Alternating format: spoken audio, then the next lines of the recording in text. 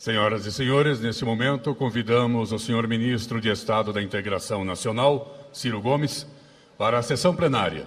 Ciência, Tecnologia, Inovação e Integração Nacional.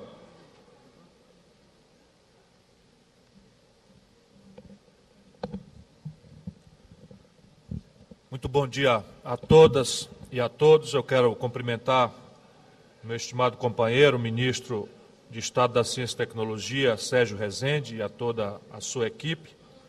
Quero cumprimentar ao Carlos Aragão, secretário executivo da terceira Conferência Nacional de Ciência, Tecnologia e Inovação. Cumprimentar meu companheiro deputado Eduardo Campos e, em seu nome, todos os parlamentares aqui presentes. Quero cumprimentar todos os estudantes, pesquisadores, cientistas, brasileiros e visitantes que aqui estão presentes, nas pessoas do professor Eduardo Krieger, presidente da Academia Brasileira de Ciências, professor Enio Candotti, presidente da Sociedade Brasileira para o Progresso da Ciência, e a todo o Sistema Nacional de Ciência e Tecnologia, na pessoa do professor Arnei Camargo, presidente da CNPq. Eu estou encarregado pela organização da conferência, e considero isso um privilégio, que imediatamente procurarei transformar num ato de militância, de, por 50 minutos, discutir consigo um ângulo da questão do desenvolvimento brasileiro, a que estou funcionalmente obrigado a perseguir. Trata-se da questão da ciência e tecnologia e da inovação e o desequilíbrio do desenvolvimento brasileiro sob o ponto de vista do território. Para que eu possa desenvolver isso, eu peço vênia para uma introdução com algumas premissas, e já podia adiantar aí, por favor, Gadelha. Essa reflexão não faz sentido se a premissa é a interdição ideológica imposta pela perversão neoliberal. Me desculpo com quem não está de acordo, mas não faz sentido tudo mais que nós procuraremos refletir, se a lógica é reduzir o Estado a uma dimensão mínima e demiti-lo de qualquer intrusão no domínio econômico por impertinente. Para nós, isto é uma impertinência ideológica que, infelizmente, se vende ao Brasil e a parte do mundo pobre como ciência, sendo ideologia de quinta categoria, na minha opinião, e isso tem causado gravíssimos agravantes no nosso já grave problema de injustiça e de desequilíbrio no nosso desenvolvimento. Portanto, é uma introdução aparentemente ideológica, como nada deixará de ser em parte, porém necessária por dever de honestidade. A globalização, que é vista como uma coisa extraordinariamente positiva, e de fato há ângulos positivos nela, quando vista sob o ponto de vista da lógica de desintermediar os Estados nacionais para expô-los, sem qualquer mediação, à franca liberdade de circulação de riquezas, esquece determinadas assimetrias que são absolutamente críticas. Não discorrerei muito longamente para ficar apenas em 3 assimetrias que são muito práticas e que expõem hoje um país como o Brasil a riscos graves de fragmentação. As condições básicas de produzir, empreender e trabalhar não são globais. Por exemplo, a condição de financiamento. Não vou falar só sobre o óbvio da taxa de juros, mas toda a lógica de financiamento que tem uma centralidade em todas as sociedades, na sua condição de produzir, trabalhar e empreender, são dramaticamente nacionais e não são globais. Basta comparar a taxa de juros do mundo dito desenvolvido com a taxa de juros de um país como o Brasil, não de hoje, mas há pelo menos 20 anos o Brasil tem essa interdição macroeconômica e todos saberão muito rapidamente do que estou falando. O nível de escala em que a economia global também apresenta na competição é outra assimetria dramaticamente grave em argumento prático. Empreender globalmente tem significado, por mega incorporações, fusões, etc., mega escala.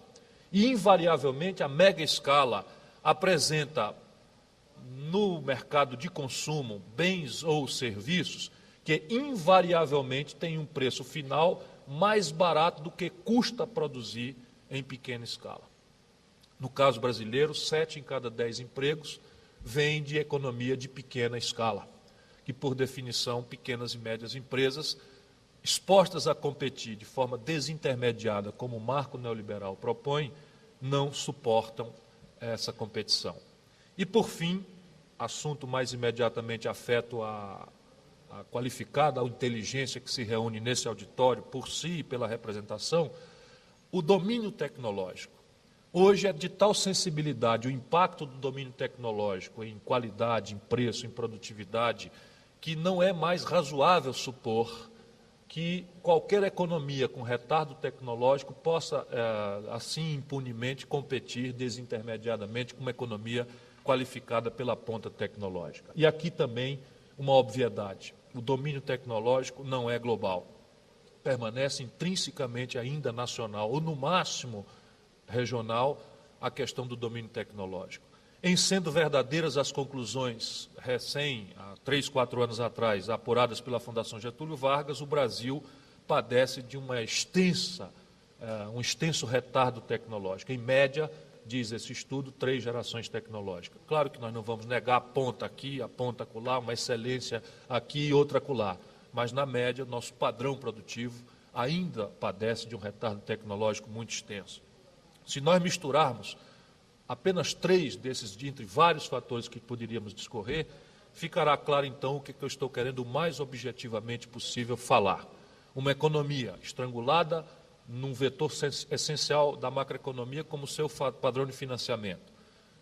Uma economia caracterizada pela pequena escala e uma economia anacronizada tecnologicamente, ainda em grande extensão, não passaria impunemente por uma lógica passiva de destruição das mediações do Estado Nacional e pela consequente negação de uma lógica de projeto nacional de desenvolvimento. Quando eu falo isso, eu sei que eu estou frequentando já no limite do preconceito e da interdição o risco de parecer que estou defendendo algo qualquer como as coisas velhas do passado, e definitivamente não é.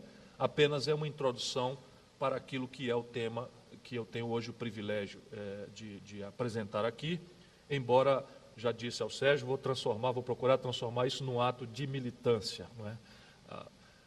A globalização, portanto, só por esta razão prática, acirra desigualdades no planeta e num país com as características do Brasil, de tal desigualdade, isso mais gravemente se apresenta. As estratégias de desenvolvimento endógeno, entretanto, que o mundo tem conseguido ver na experiência prática, são resultado do nível de organização que as sociedades encontram. Isso é verdade em nível do globo, do planeta, mas é dramaticamente, fascinantemente verdadeiro quando nós prescrutamos a realidade do país. E, por fim, não é verdade aquilo que esse dogma ideológico perversamente nos impôs por todos os ângulos, que política de desenvolvimento regional seja um anacronismo, porque no Brasil se destruíram os mecanismos, se destruíram as instituições e se desmoralizou o próprio conceito. Não por acaso, porque se você deseja afirmar que o Estado não tem nada que se intrometer na economia, que isto é assunto para o espontaneísmo individual das forças de mercado, tudo mais é consequência, e assim foi também na realidade brasileira. E isso não guarda coerência com a experiência real do mundo.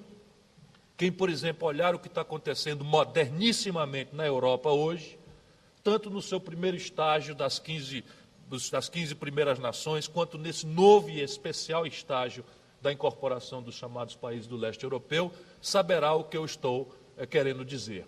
Mecanismos novos, ferramentas novas, instituições novas e a centralidade da questão do equilíbrio espacial dos indicadores de desenvolvimento no espaço europeu dão o documento de que nós eventualmente possamos precisar nesse debate desigual, em que o meio toma conta do fim, no caso brasileiro, da modernidade da questão das políticas de desenvolvimento regional.